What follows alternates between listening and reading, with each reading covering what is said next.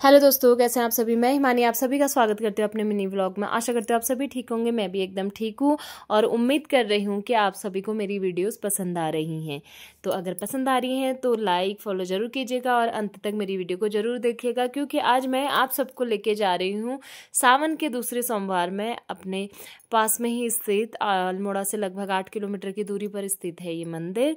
और ये है माता जी के साथ में भोलेनाथ जी का भी मंदिर। तो आप लोग भी मेरे साथ इस सुंदर से सुहावने से मौसम के साथ में ये सुंदर सुंदर वादियों के साथ चलते रहिए, माता रानी का जयकारा करते हुए मंदिर की ओर और भोलेनाथ का हर हर महादेव के नारे लगाते हुए चलते हैं हम। और यहाँ देखिए एक प्यारी सी महिला मुझे मिलती है रास्ते में, जो हमें बढ़िया से हाय वाय करते हुए हमारी वीडियो को और सुंदर बना देती है। फिर हम पहुंचते हैं अपने डेस्टिनी के पास, मतलब हम जा रहे हैं आज कसार देवी मंदिर। यहाँ देवी का भी मंदिर है और यहाँ भोलेनाथ का भी मंदिर है। तो हमें जल भी चढ़ाना है और मैया का आशीर्वाद भी लेना है, इसलिए हम चल दिए थे आज कसार देवी मंदिर की तरफ।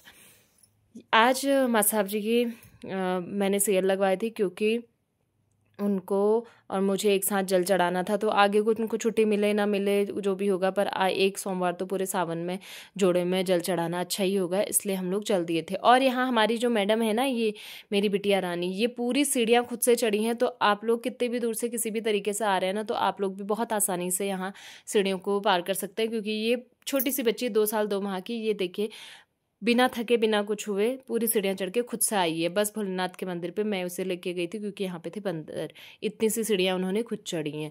यहाँ पहले हमने मैया जी के दर्शन किए और फिर चल दिए हम भोलेनाथ के दर्शन करने के लिए। मैया जी के थोड़े बहुत मैंने आपको दर्शन करा दिए हैं, लेकिन भोलेनाथ जी के मैं अंदर से नहीं कराऊंगी, क्योंकि कुछ चीज़ें निजता की भी होनी चाहिए। वहाँ हमने जल वगैरह चढ़ाया, जो भी पाठ था हमने अपने आप से जो भी करना था वो कर लिया था।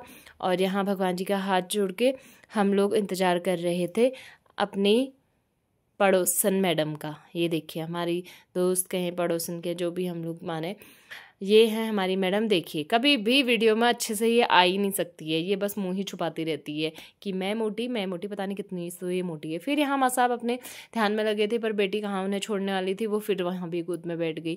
हमने सोचा जब तक माँ साहब अपना ध्यान कर रहे हैं तो इन 2 क्यूट से कपल का हम फ़ोटोशूट कर लेते हैं। फिर मैंने इनकी तरह तरह की अलग अलग फ़ोटोज़ ली, और जो कि फिर मेरी बारी थी तो फिर ये लोग हमारी फ़ोटो लेने लगे थे। देखिए माँ बेटे की, मम्मा पापा बेटे की, सबकी हमने पिक्चर एक एक करके ली। फिर हम दोस्त क्यों छूटते हैं, हम दोनों भी ने भी अपनी पिक्चर लगवाई।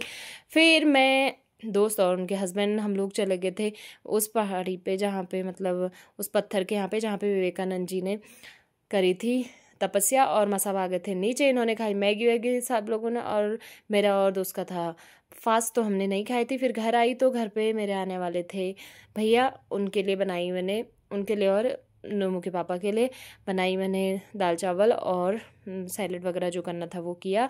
यहाँ नोमू इंतज़ार कर रही है उन्हीं का, जिनका उसे बेसब्री से इंतज़ार रहता है।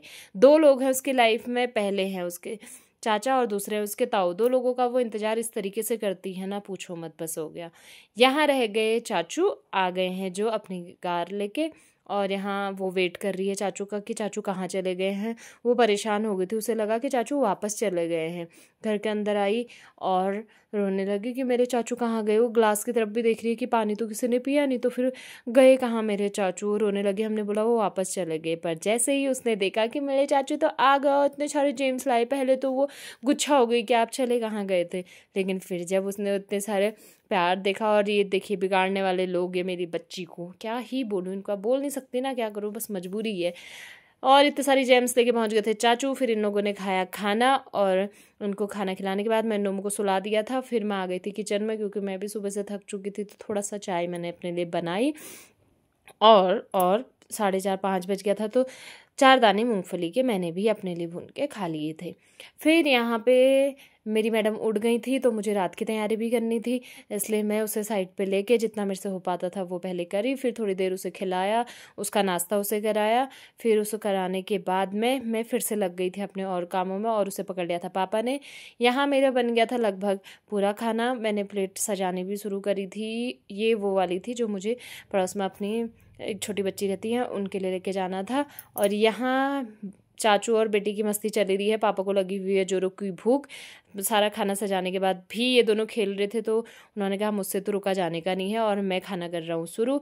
हम लोग भी खाते हैं क्योंकि इन दोनों की मस्ती तो पूरे रात नहीं रुकने वाली है, और इनको यहीं छोड़ते हैं, आराम से खाएंगे और हम चलते हैं। Bye bye.